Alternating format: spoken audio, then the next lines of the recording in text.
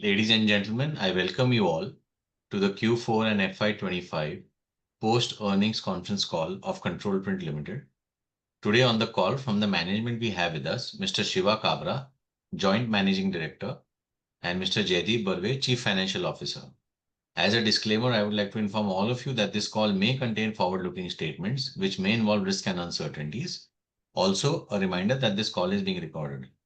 I would now request the management to detail us about the business and performance highlights for the period ended 31st March 2025, the growth plan and vision for the coming year, post which we will open the floor for Q&A. Over to the management team. Hello everybody, I am Jaideep Barve, the Chief Financial Officer of Control Print Limited. Welcome you all to the earnings conference call for the fourth quarter of the financial year 2024 of Control Print 24-25 Control Print Limited. We appreciate that you have taken out time from your busy schedules to attend this call. Thanks for that. Mr. Shiva Kabra, the Joint Managing Director of Control Print Limited, also joins me on this call. For first-time joiners on this earnings call, more information about CPL can be obtained by visiting our website. For information, the detailed presentation has already been put up on the website, as well as in the investor presentation notification on the exchanges for this call. Let me provide you some highlights on the performance of CPL for the Q4 of FY 24-25 on a standalone basis. Revenues from operations. On a standalone basis, the total income for Q4 is approximately 114 crores, which is a good growth from approximately 98 crores in the Q4 of financial year 23-24. The total revenue for the entire financial year 24-25 is 395 crores. Just for information, for 23-24 and 22-23, the total income was 347 crores and 295 crores respectively. Pipes, food, dairy, steel and metal, cable and wire are few of our top performing business verticals. We have finalized the staffing and sales strategies to build up and ramp up the businesses for the tracking, trace and the packing divisions in FY 25-26. Our outlook towards the sales and profitability of these two divisions is positive for FY 25-26. Expenses and profitability levels. The cost of goods sold on a standalone basis is around 41% in Q4. There is a slight improvement from the Q3 of the current financial year. It was about 43%. On an annual basis for FY 24-25, the cost of goods sold is approximately 40%, which is in line with the last year. That said, the management remains committed to optimize the procurement costs and also look closely into the economy, efficiency and effectiveness of operations. This, we feel, can definitely lead to reduction in the operating costs and overall profitability. Manufacturing costs remain at 3% of the total revenue for 24-25. It is similar to the complete years of the last two preceding years. Employee costs are 14% of total revenue in Q4. In comparison, this was 17% of the total revenue in the third quarter. That said, on an annual basis, this has remained steady at 17% for the current year and the previous year. Other expenses are 14% of the total revenue in Q4. In comparison, this was 15% of total revenue for the third quarter. This remains steady at 13% and 14% for the current year and the previous year, respectively. The EBITDA growth was 10.4%. The way forward for us will definitely push forward in the track and trace and the packaging segments. We'll have focused marketing and sales strategy and capitalize on the given market opportunities. We will monitor the revenues from both these divisions, both in India as well as overseas. Overseas subsidiaries will be continued to be monitored with focused growth targets. Business plans have already been mandated for execution. For coding and marking, the install base will be increased, focusing on increased larger market share. With this, I will leave the floor open for questions. Thank you, Jaideep. All those who wish to ask a question may use the option of raise hand, or you can drop a question in the chat window. Also, we request our participants to limit the initial questions to 2 per participant. Participants can now raise hand to ask their questions. We'll take the first question of Arnav Sakhuja. Arnav, you can go ahead. Yeah, hi.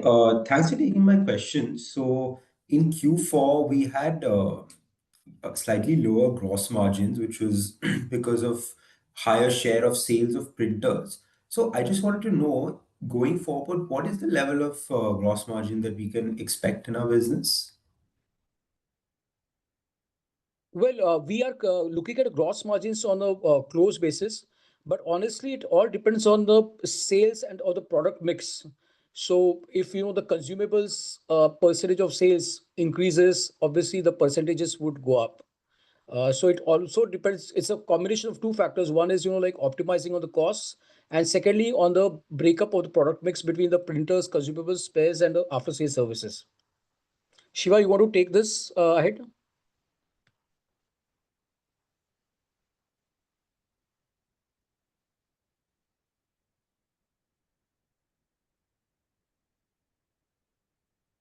Hello. Shiva, are you there?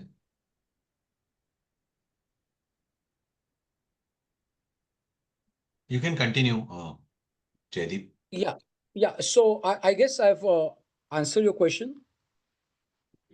Okay, and also just wanted to ask one more question. So in Yeah. Q4, we saw a negative tax expense of around 45 crores, and this is also reflected in a deferred tax li asset. So, Yeah. what tax rate can we expect going forward? See, I'll tell you, our Guwahati project was under Section 80I. So we had those benefits and we were eligible to claim the MAT tax entitlements. So what has happened is that in our MAT, we had a credit of about 49.57 crores. And since now there's a virtual certainty that, like we can realize the same out of, profitability in the next 2, 3 years, and the project entitlements will cease. I've already ceased as of today. So we've recognized as a deferred asset. We are positive that like in the next 2 years we will make sure that we don't have to pay any tax, and the deferred tax asset would be used for that. Okay, thanks for answering my questions. Yeah. Thanks. You, Arnav. We'll take the next question from Madhur Rathi. Please go ahead. Sir, thank you for the opportunity. Sir, I wanted to understand regarding this uh, coding and marking codiology that we acquired, and they had some products that we were missing. Sir, so what is the growth plan for this segment going forward? Sir, how big is the opportunity in India? And sir, can we expect the margins in this segment to be similar to our India coding and marking business? And so second question would be, sir, on the track and trace that uh, we are pushing further going forward, sir, how is the uh, revenue model and margin for these segments? Is the uh, additional cost added on the printers in the beginning, or is it more like a software as a service kind of a revenue that will be getting going forward? But in earlier phases, the COGS or gross margin might be declined. So on that front, thank you.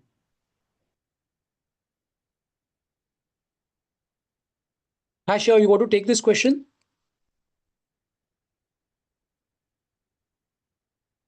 Hi, Shiva.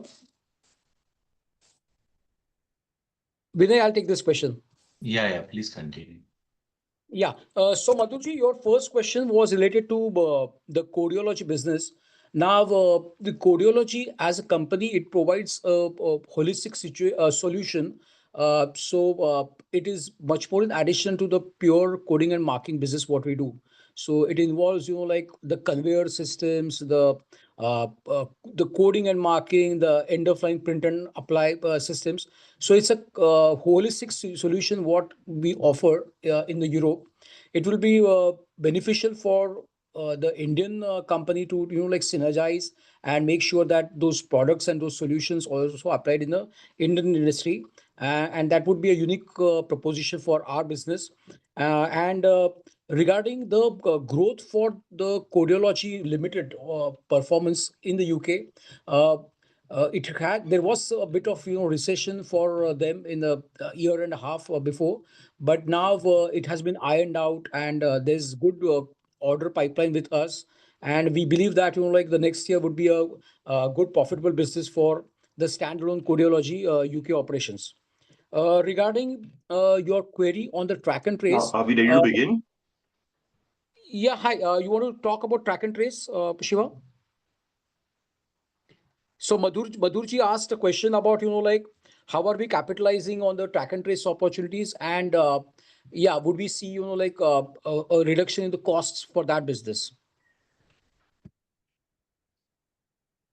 Sorry about that. I think my audio got disconnected without me realizing that. Oh, I'm ready anytime if everyone can hear me. Yeah, Shiva, we can hear you. Yeah, my audio got disconnected, so I couldn't hear anything for the last 2-3 minutes. I So thought maybe Shiva, some question for you to line up or something is happening, whatever, but yeah, I realized. Shiva, are you able to hear me now? Yeah, I can hear. I can hear. Okay. So there's a question being asked, Jaideep. You can repeat that. yeah. So Shiva, Madhurji is asking a question about the opportunities in track and trace going ahead, and would we see a reduction in the operating costs for this segment? Yeah. So Madhur, the track and trace business has two components to it. The first is the compliance, which is the essential element, uh, that everyone needs to meet. So everyone has to be compliant with the new government rules, and also for certain export markets, these rules are in place. Now, in that market, there are four major players. Similar to how Domino, Videojet, and Nimaj are there. I'll say ACG, which is also a well-known company in India, Jackson, Vision, and to a certain extent, Pharma Secure and Optel. These would be the four major players in this business. Then there are some smaller players who do have like a fair amount of sales, but I would say that these are the four key players in this business. So for the compliance perspective, these are the four players that are used by most of the large customers. And in terms of what we need to provide is, obviously we're providing a compliance-based solution, but we're giving some extended benefits beyond compliance. We're giving some extended benefits beyond compliance to a lot of these customers. And that's sort of what our USP is. So if you're anyways implementing the solution and you can get a lot more benefits out of it, then that's sort of where we are coming in. And there is some stuff that we've got also about three key patterns in this area, which we've been working on. So in a technology platform, we are trying to come in on a sort of technological superiority basis and compete with some of the established players. This previous year was more about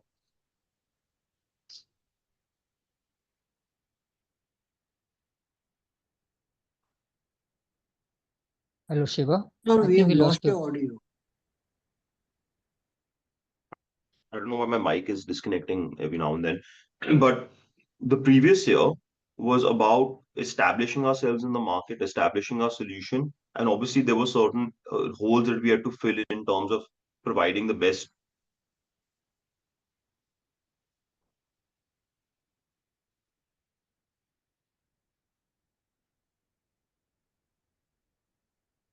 So we can't hear you. Okay, I just got disconnected and reconnected again. I'm not sure what's happening. But the previous year was more about establishing ourselves. The market itself is quite large and it's growing. Right now, I'll say again, it's the pharmaceutical market is the addressable market.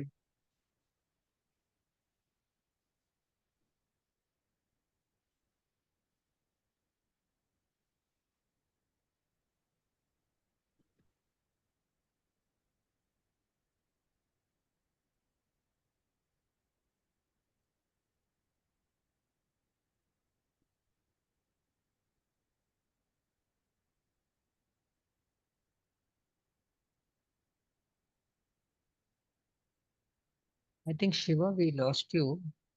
Can't hear you. Okay, I'm just reconnecting here. Yes, sir. Yeah, if this thing doesn't work, I'll just connect on from the Zoom from my phone. But so the thing is that the addressable market is.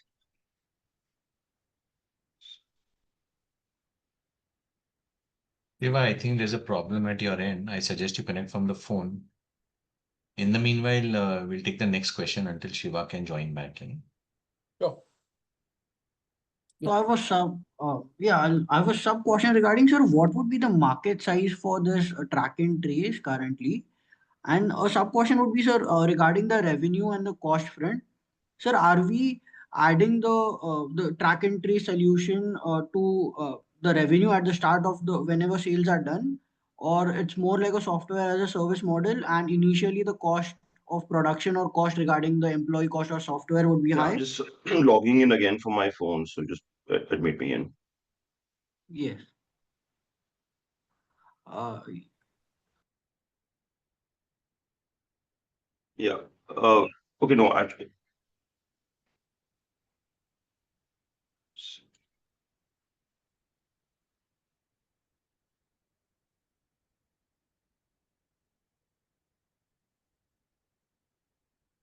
I said I'm logging in from my phone, so just admit me on the phone, please. Yeah. Okay. Okay.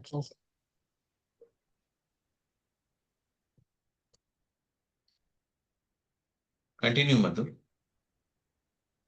Yes. So I wanted to understand regarding what would be the addressable market for this segment, and what would be the rate at which Okay, this sorry about that, guys. I just got disconnected out there. Can you hear me now? I hope this is yes, sir. Yes, sir. better. Okay. Yeah, so the market is quite large in terms of the track and trace. We estimate it to be about 400 odd crores as of right now.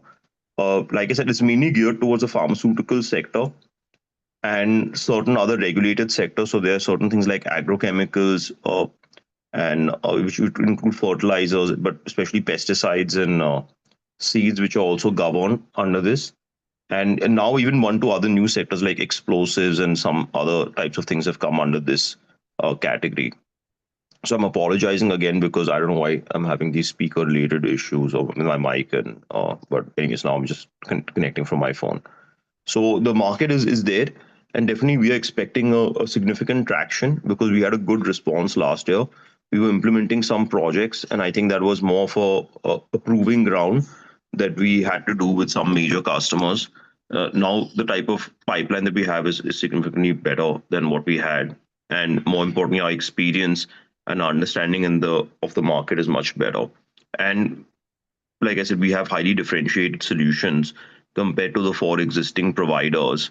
Uh, and obviously, it's something I'm going to wait for us to maybe have some more sales. I need to speak also to some customers to see if we can disclose anything because it's these are all confidential projects that when we work on these types of things. But we've got a good platform there. On the revenue model, so this 400 crore market size, sir, is this only the equipment market or equipment plus the software part of it? And a sub question would be, sir, how are we pricing this?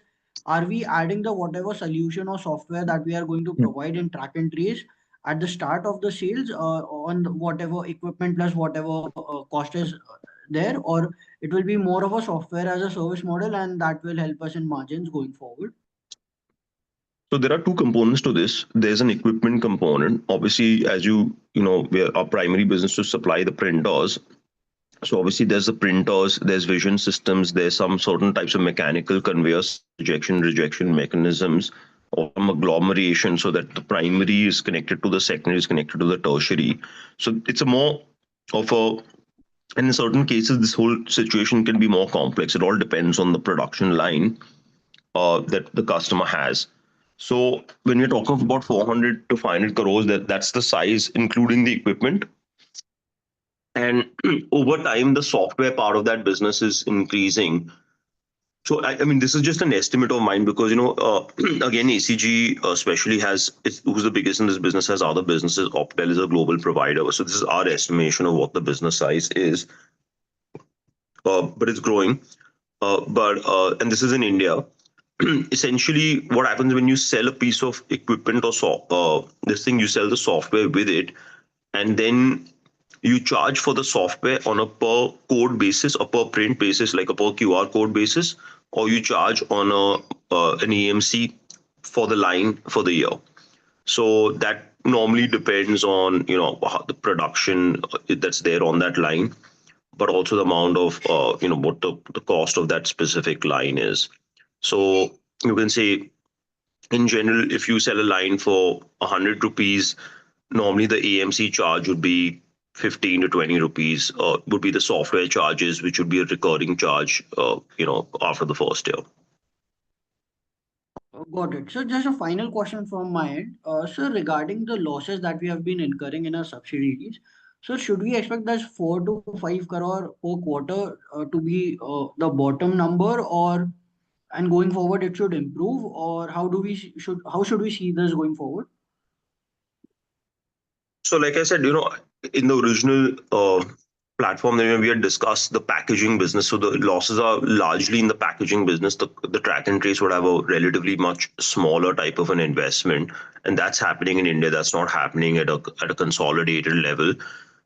uh, the uh, that's a sort of different business platform compared to what we're doing right now, and definitely we're expecting, like I said, it was like a 2-year plan for turnaround.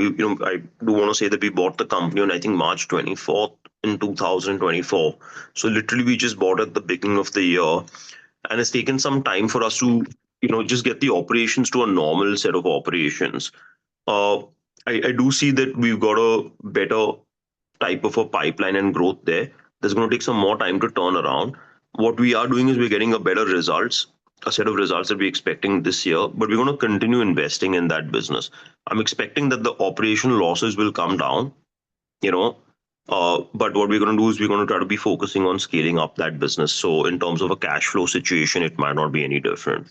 But in terms of operational losses, I think we lost about or the losses. Jaideep is on the call. Jaideep, you can answer this, but I think it was about 20 crores up approximately, if I remember right, in the year Yeah. gone by.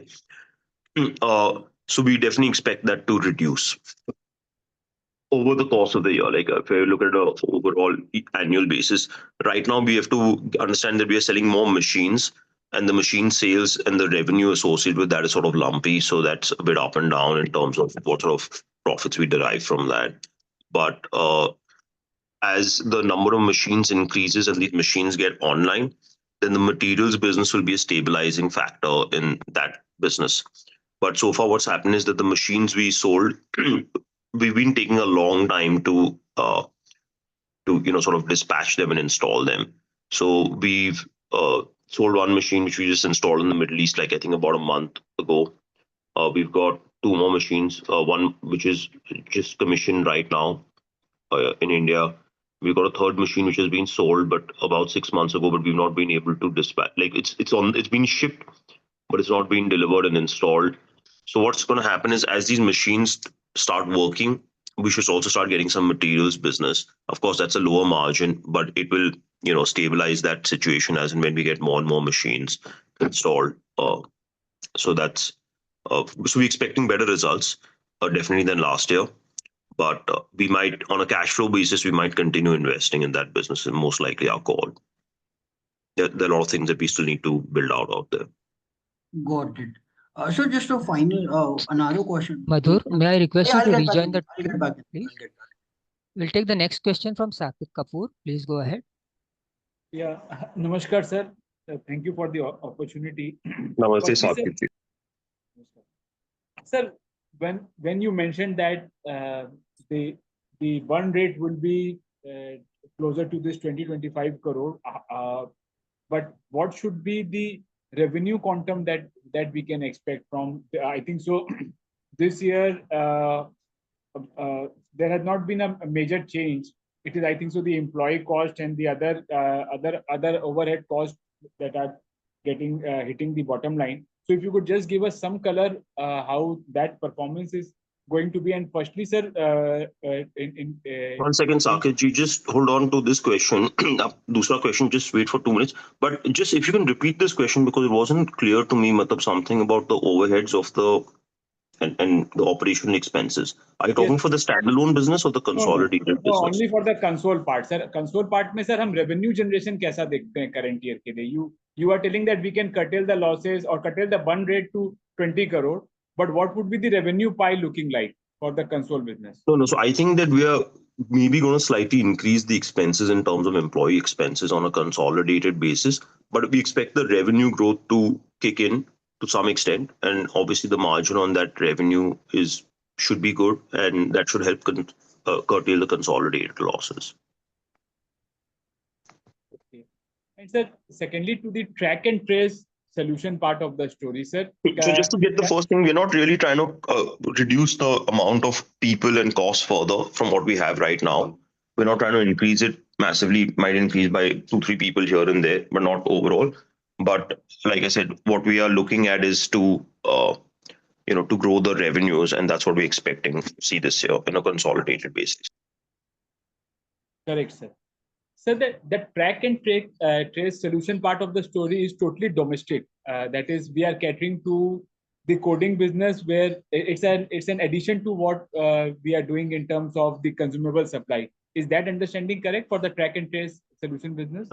It is No, totally I wouldn't say it's part of our coding business. It's definitely a separate division or vertical for us, and it's viewed differently by the customers because for them, software expertise, integration expertise, printing expertise and vision system expertise, all four are equally critical for them.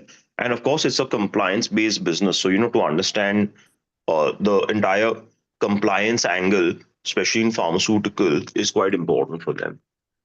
So I wouldn't, I wouldn't say, like, I think that the fact that we have mastery of the printing element is a good selling point, but it's not a necessary point. I don't think people are interested in taking the solutions from Domino, Videojet, Markem, or Control Print if we didn't have a strong, if the overall package is not strong.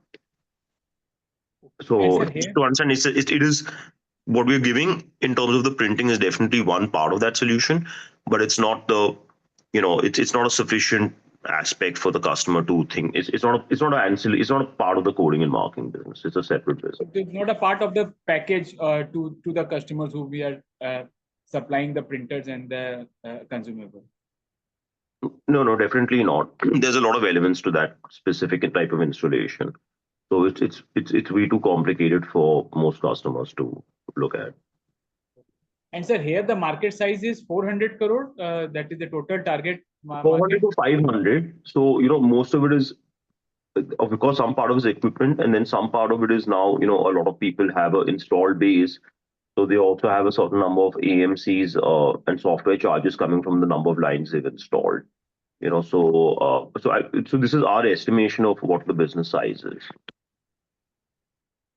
Correct, sir. And sir, now coming to the more than 400 crores, but it could be bigger than that also, because we don't have the exact disclosed figures from our competitors, especially not for the Indian market only.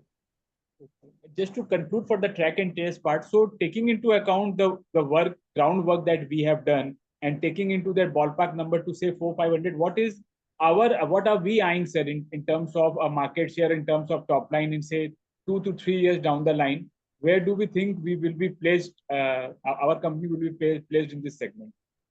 So like I said, there are 4 major players, which on a technology basis, there are even other secondary players, but I won't say and they've got a good sales, but I wouldn't say that their technology platform is the same. So like I said, ACG, Associated Capsules Group, which is a well-known company in India, and it's a very good company, is the biggest player in this business. Then Jackson Vision, Optel, and PharmaSecure. So the 4 of them are in this, 4 good competitors. Like I said, we need to prove technological superiority in our solution with additional benefits to the customers versus these 4. And that's what our focus has been in the previous year. For that, we've also had to do certain more development work, certain other types of things to make sure that our solution has sufficient benefit. Because you have to understand that today, I'm just giving an idea, of course, like just an idea, like a name, but suppose say Dr. Reddy's or Cipla has machines from, a supplier. He's not going to change a compliance-based thing for like a saving of 20% on the equipment normally, or 25%. There's got to be something bigger as a delta for him to move and evaluate a new supplier and then integrate that new supplier into his line and his systems, because everything is connected to his ERP, his software, and his compliance also. So for us, it's more about creating that sort of delta in terms of giving the customers that we are targeting like a much superior solution, and sort of taking them away from compliance into different areas where we can serve their requirements.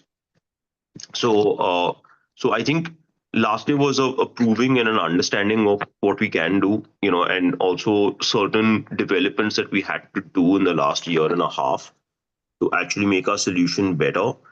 We're still doing certain developments, but now I think we've got certain areas or certain platforms which we can definitely scale up and which have a clear edge compared to our, the four major other competitors in this business. Right. So one more question, and I'll So it's join the. difficult to see 2-3 years down the line because we believe we've got something superior. We're working with some customers. We need to install it, prove it, and if people are getting a sort of strong ROI and they see that visibility, then people will definitely pick it up in a strong way going forward. And if they don't see that, then uh, then yeah, we still got a good solution, but then we're just like another supplier, and we'll still do okay, but it's not going to be like a fun business. Yes, sir.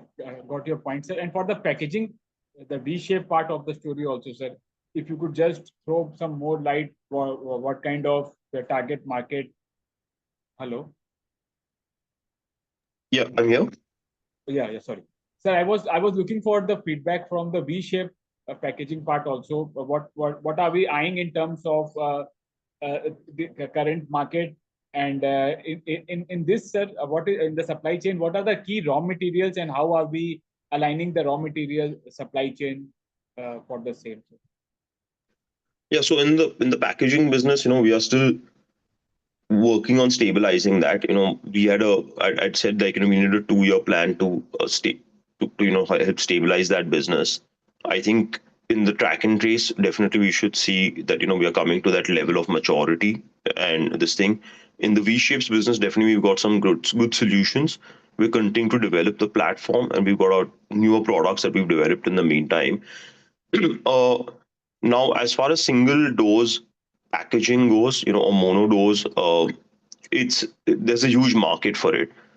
So this is a much bigger market than the coding and marking business that we're in. What we've got also is a highly premium product and it's differentiated. Now the question is whether we can. It's also more expensive, so it also it depends on the customers who want a premium package. For them it's a benefit that might be there. But the 2 rupee or the 5 rupee ketchup and shampoo is not really gonna probably benefit from what we are offering. So right now what we're doing is we're just trying to create more of a market. I think the basic knowledge and awareness of our product is extremely low. So I don't know, like I don't remember now. I studied those 4 P's of marketing and all that very long ago. But the thing is, right now we just need to reach out to a lot more people. We need a more marketing presence in terms of helping that create our growth. So like the awareness needs to increase. Most customers are just not even aware that there is a solution like this.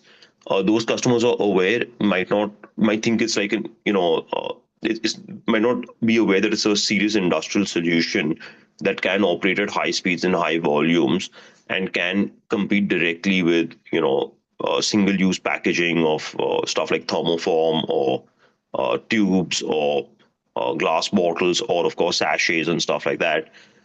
So, so right now in terms of the marketing, we've got some salespeople in place. We've got certain other things in the marketing that we're working on in terms of at a ground level, in terms of like just websites, SEO, other types of things that we need to increase upon, like our own presentations and so on. And we have to target very focused markets. So because the cost point is higher, we're targeting more things like nutraceuticals, honey, stuff where it's not a very cheap product. So people can afford to spend slightly more on the packaging if it's premium and it's giving them that type of visibility, like maybe cosmetics, serums, things like that, moisturizers rather than, standard shampoo, the 2 rupee shampoo. So there is a market, and definitely we have had a few sales as they get installed and we see more products coming to the market. I'm hoping that that itself will create like more awareness. So the main thing I think is to sell more will help us sell more. If So the initial part is always the more difficult aspect, and like each stage in the beginning is a lot more effort. What we can do, and which we're working on, is to try to see if for some reason our lead times and other things always seem to be a bottleneck, and we need to reduce that. So from the time we get an order to the time we customize a machine for those specific products to the time it's delivered and installed, that time is reduced. So the faster the the end product comes out on the market, the more the awareness of our package will be. Um, and again, this is a these machines are again manufactured sort of similar to our printers. They're much bigger. There's a lot more mechanical aspects to them, whereas we use more hydraulics. So so there's like a lot more. There's a lot of stuff going on in there. It's a pretty sophisticated type of a machine. Uh, Parts are purchased. Some are machined. Some are this thing. A lot of them are custom made, and then a lot of electronics is purchased from standard guys like uh, Fanuc and Siemens and those types of people, drives and so on. So there is a bunch of stuff. Some of it is there. The programming is what makes it work in the specific way that we require. There's not like that many custom suppliers that we rely upon. And as far as the materials go, that's still something that we're working on. That's also been a bottleneck for us. Our core material is, got an aluminum layer in it for a perfect barrier. We are trying to work very aggressively to come with a sort of recyclable material. And we've done projects on that, and it's working well, it seems. And if that is the case, then we need to try to scale it up. So definitely one of the big issues in this business is that suppose, for a 10 ml packet, if the cost of the packaging is 2 rupees, and if we can reduce it to 1 rupee, which is our longer term target, then the addressable market can increase quite significantly. And the other thing we need to do is go from a non-recyclable to a recyclable package. So those are the two aims in terms of the materials specifically.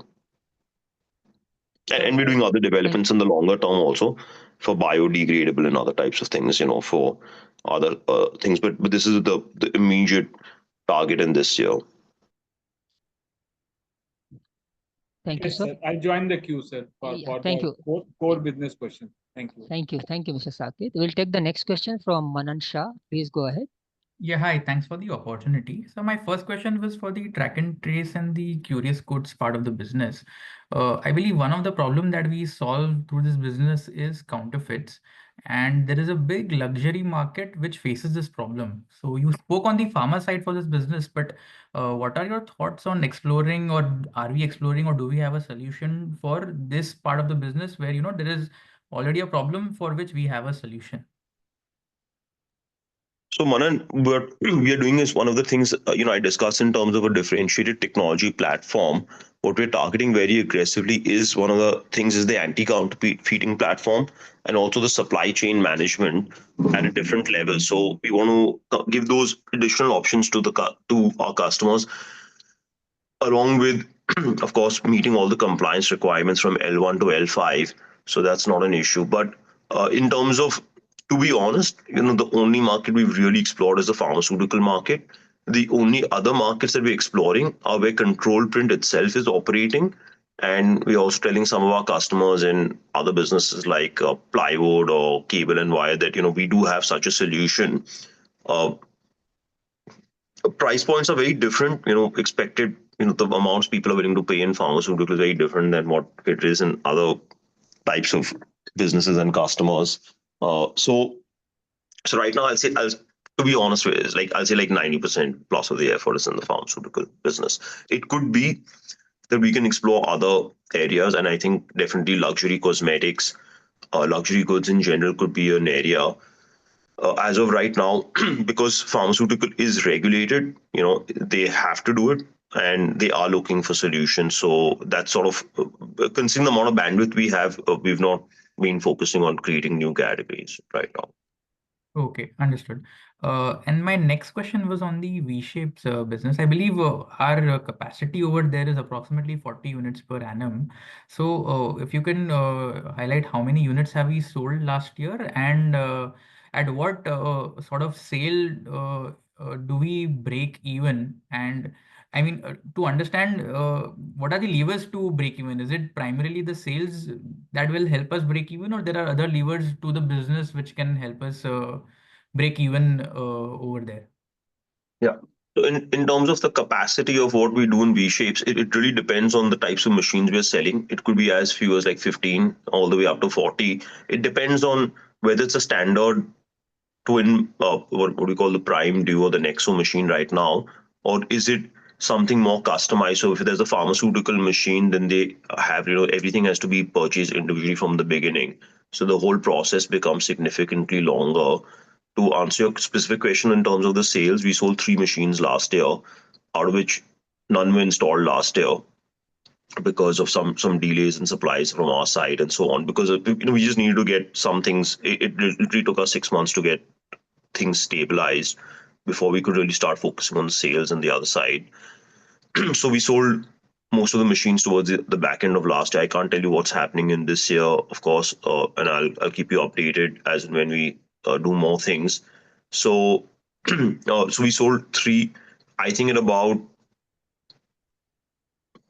I can't say, like, I mean, I know Jaideep and me have done a calculation. It also depends on what sort of mix of models or machines are sold, and then also how many machines are running and the materials with. So I think we have like about, Jaideep, I mean, I'm just like, I think we did a calculation. I think we have like 60 or 70 machines, or maybe Yeah. it might be less or more. But I think something like that, of the twin prime, the smaller machines, we have like 60 or 70 of them. I think we should be break even on the material business. Obviously, what we sell on the machines will be an additional revenue and an additional margin. So it's a combination business. We do make more money on the machines than we make on the materials, but then the materials is something that will be used year by year. So the margins and the volume margin is higher on the machine upfront, but uh, the material would be like a consistent, I mean, over the next 8, 10, 12, 15 years, for this machine life. And that would be like more of a consistent Right. earning that we could get from that. So you are saying, just to summarize, that so we break even at around 60 to 70 units, right? So I'm saying of the small type of machine. Now what happens, like last year we sold 2 big machines. So one big machine is about, say, like gives you about 2.5 to 3 times the usage of the small machine. So what I'm trying to say is, like, it really depends on where we are selling again, and what the thing is. So I'm trying to like standardize everything. So I'm talking about the 2-track machine, but we sold like 2 8-track machines and one 2-track machine. So the 8-track machine normally gives you at least about 2.5 times to 3 times the amount of business as the smaller machine, and it's only bought by customers who have products which are running continuously. So in a way, that would you could also consider it equivalent to selling 6 small machines, because one machine you sold and the 2 big machines would be worth, like, according to me, 5 small machines. So it's a combination. As in when we get a better idea of the breakup of the bigger machines and the smaller machine, we can keep you posted on that. But And we also provide co-packing services under this segment. So any success on that side, or?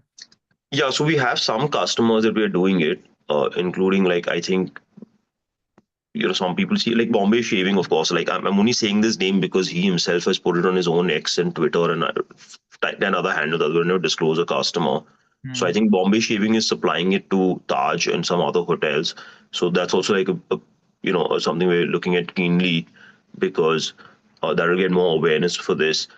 But in general, I'll be very honest, like, we are not very fond of co-packing services. It's something that we're just doing because we have to give samples and do certain things for the customer. And that's why I think somebody asked for something about the work in progress. I remember and so the reason we created some additional space in Nalagarh, so that we can have like a licensed facility to pack foods and cosmetics in, so that we can just do this co-packaging, but that's separate from our main coding and marking factory. But yeah, so it's something we do, but it's more from the view of that it's sampling, it's other things. Now if you keep coming to me month after month, I'll be like, hey, you got to buy your own machine and make your own arrangements. So it's definitely part of what we have to do to help popularize the product, but it's not really our main focus, because we're not like a contract manufacturer, so to say. it's part of the, but we need to do it to help popularize the product. Got it. Understood. Thanks. I'll get back in the queue. Thank you, Manan. We'll take the next question from Bhargav Buddhadev. Please go ahead. Yeah, good afternoon, sir. And congrats on a good performance. Sir, my first question is on our standalone business. So if I look at the printer installed base as on FY20, it was about 12,000, and now we are closing in at 21,000. So we've had a consistent 10 to 11% CAGR in terms of the printer base. But if I look at the gross margins in the standalone business, we have seen sort of some pressure on the gross margins. So we look at raw material cost as a percentage of revenue. In 2020, it was about 37%, and now it is about 42%. So how should we look at gross margins? Are we facing some competitive pressure, which is resulting in this gross margin being under pressure? So, like I said, in general, we don't change our margins at all.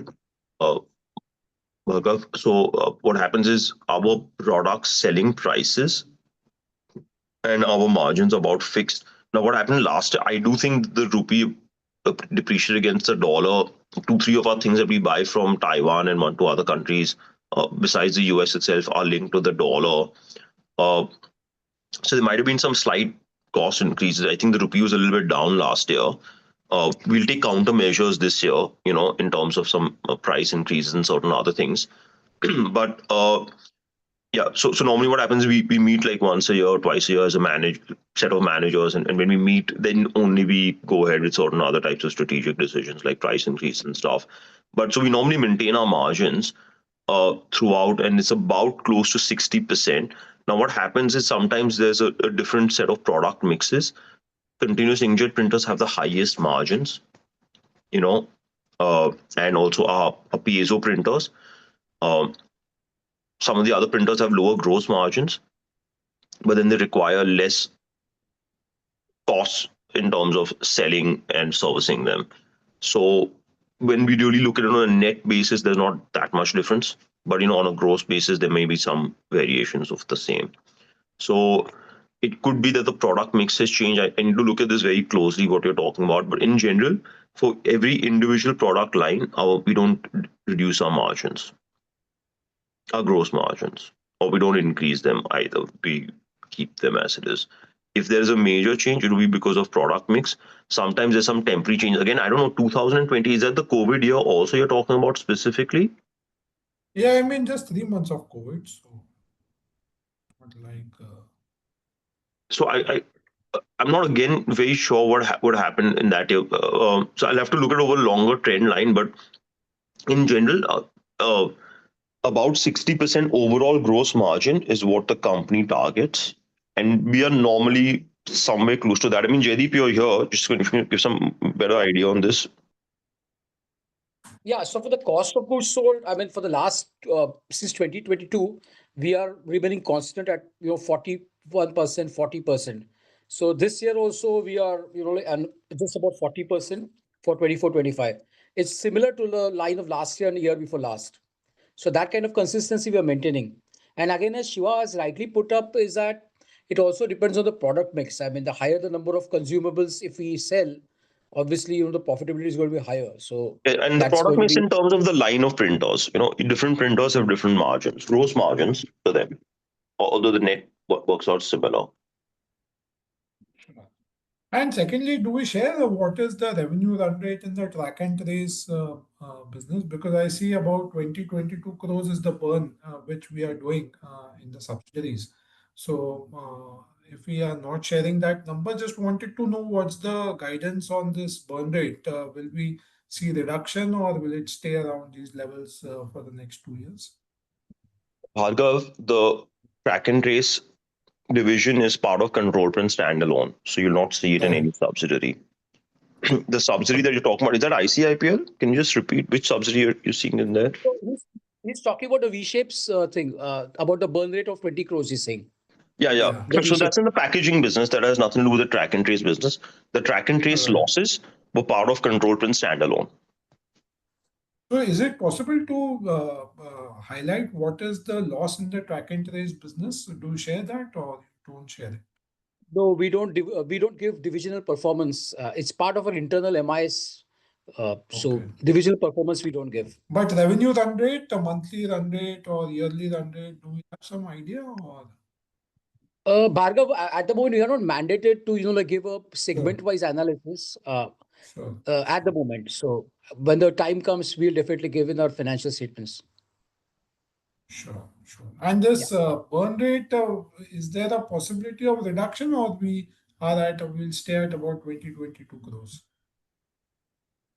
V-shapes? So I just agreed answer that. I think that as the revenues increase this year, Yeah. we would expect that we should reduce that operational loss significantly. But we don't know exactly where we're going to end up. It's just like I think it's just like May end or something. So as we know, in the Sure. next 10 months, I think we should, like I said, even what we sold last year will definitely help contribute this year, because it's just, I mean, out of 3 machines, one just like literally started a month and a half ago, and one is under installation, one is going to be installed in another month from now. So yeah, so some things that we need to improve here. Obviously, as we sell more machines, that will give us some more revenue, and that will also give us a more consistent aftermarket business of the materials, which will be a consistent earning. But yeah, I think we are expecting in general, we've got the cost platform that we need largely, like I said, across all our subsidiaries, including CP Italy. But what we might add 1 or 2 people just more on the sales or marketing side. Not really. We don't need anyone anywhere else in across Markprint, Codeology, CP Italy, or elsewhere. Or even in the track and trace, we might just add 1 or 2 more sales guys if we feel that we get the right type of fit. So we've got some people. We might add that 1 or 2 people to help just give us that extra thrust if we feel we get that right type of person. Other than that, we're not going to see any major cost increases unless there's some unforeseen issues that happen. So in that case, as we sell more, we should get some more operational leverage, and the SG&A will be spread over a bigger revenue base. So the gross margins would really flow in to the reducing the losses. Sure, sir. Thank you very much and all the very best. Thank you, Bhargav. We'll take the next question from Gaurav. Gaurav, please go ahead. Yeah, hi. Can you hear me? Gaurav, can you be a little louder, please? Sorry, is this better? Yes, it is better. Please go ahead. Okay, thanks. Hi, sorry. Just have 3 relatively basic questions, slightly new to the business. One is, do you all share, or maybe could you give us an indicative sense of gross margin, let's say across different verticals, whether it's consumables or printers? And the reason I'm asking this is, going back to Bhargav's question, let's say in FY18-19, gross margins were, almost north of 65% with a lower consumables mix. And today that's a lot lower with a higher consumables mix. So just trying to understand, how do we think about gross margins, let's say on a 3-5 year basis?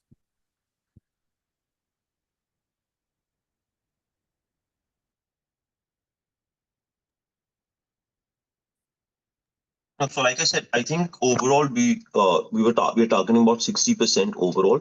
There was a certain period, which I'm not sure which year you're referring to, where from Guwahati we were getting certain additional benefits from manufacturing out there.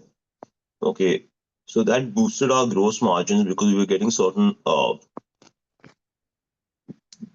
tax benefits that we used to accumulate straight to the bottom line or pad our gross margin up further. We still get some, but then the amount reduced quite sharply at 2018, 2019 or something like that.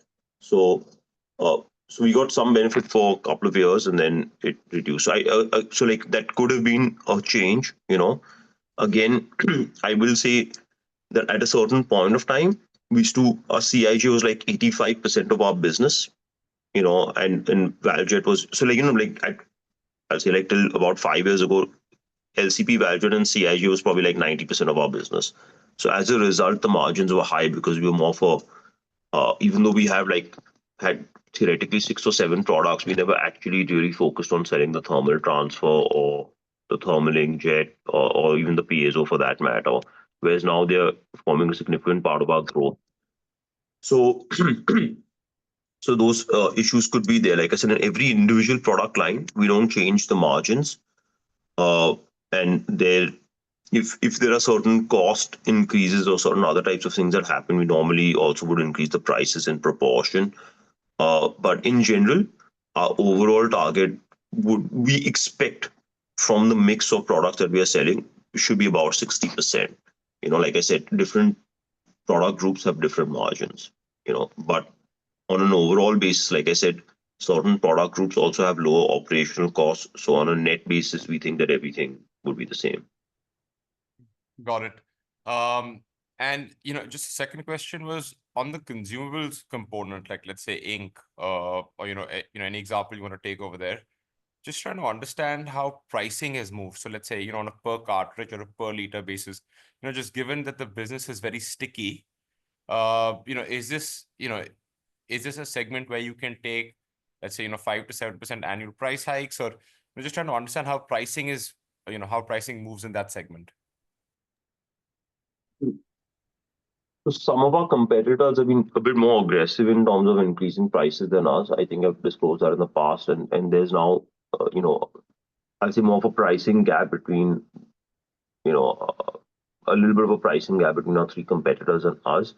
So far, we've not taken a very aggressive stance on that because we're getting a fair volume growth. And like I said, last year the rupee depreciated, so this year we'll probably be looking at some sort of a price increase.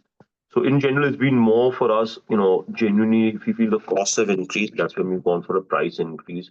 We've not really used it as a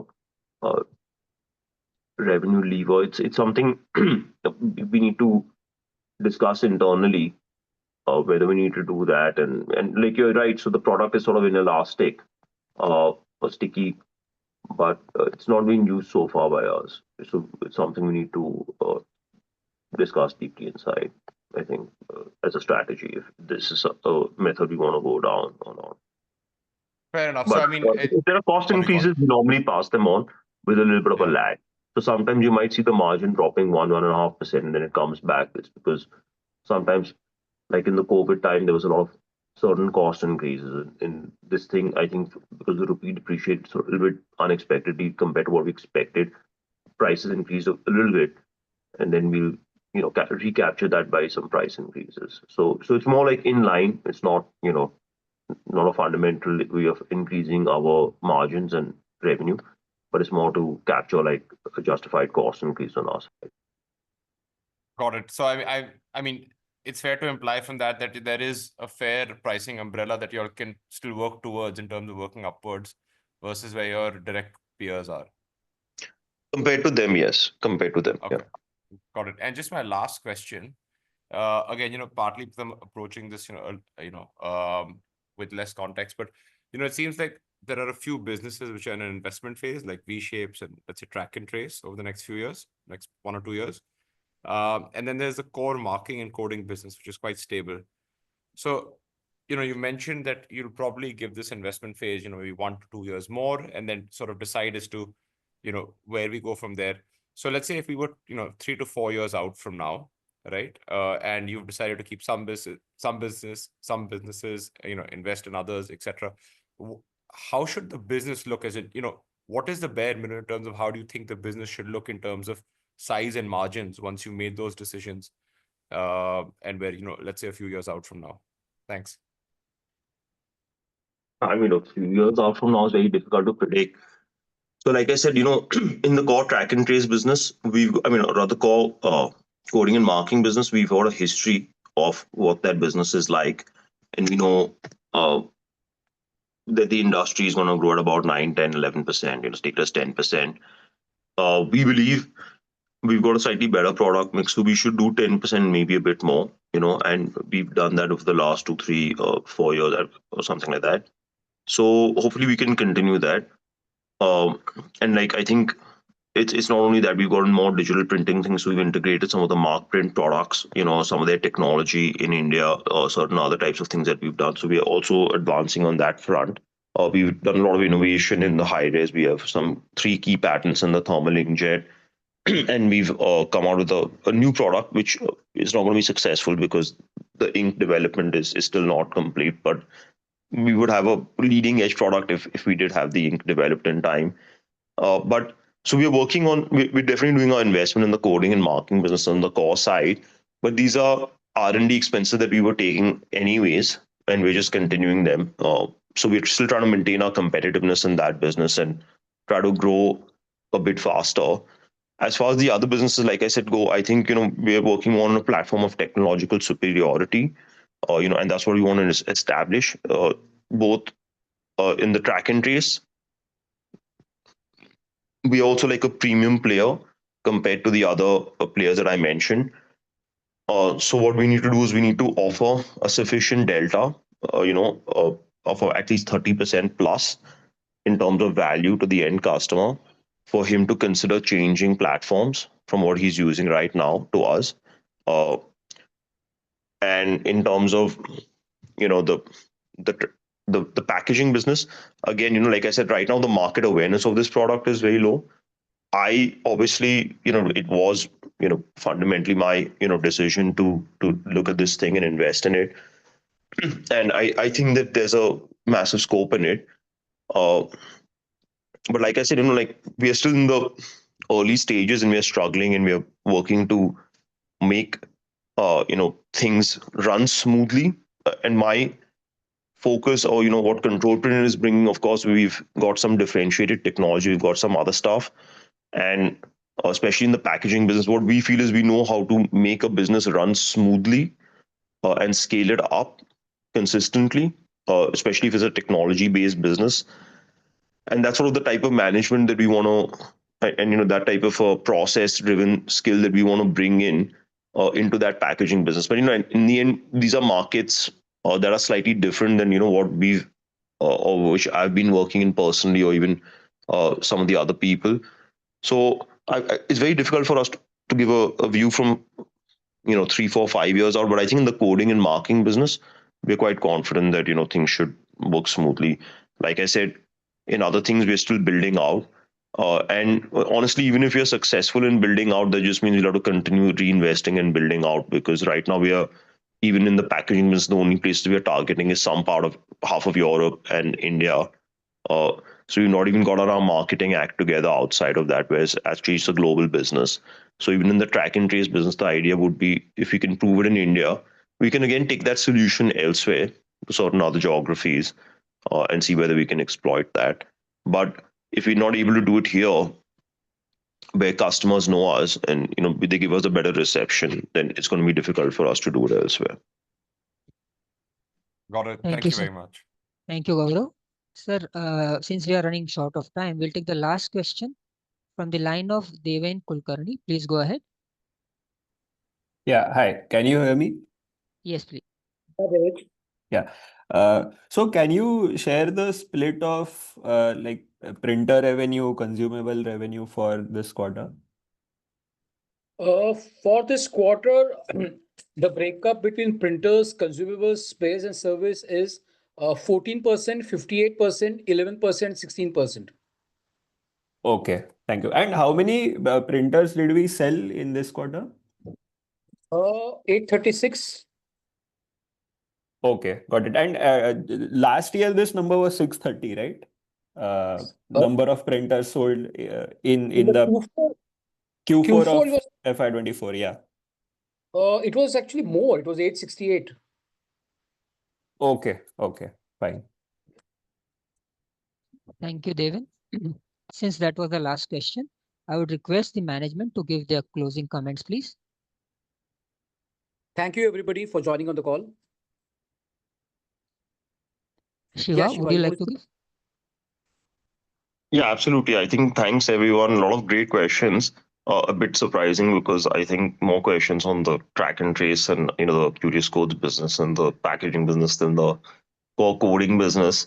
But yeah, I think if there are certain things that people would want us to put up, I think we'll try to add those additional details. We have a pretty extensive ERP, so we get a lot of data. Uh, so if people need some specific question, then we feel it's not compromising our secrecy or our competitiveness, then we are glad to share that. So thanks everyone for joining. I really appreciate your time, that too during the working hours, and best wishes. Thank you, everybody. Yeah, thanks. Yeah, thank you to the management and thank you to all the participants for joining this conference call. You may all disconnect now. Thank you.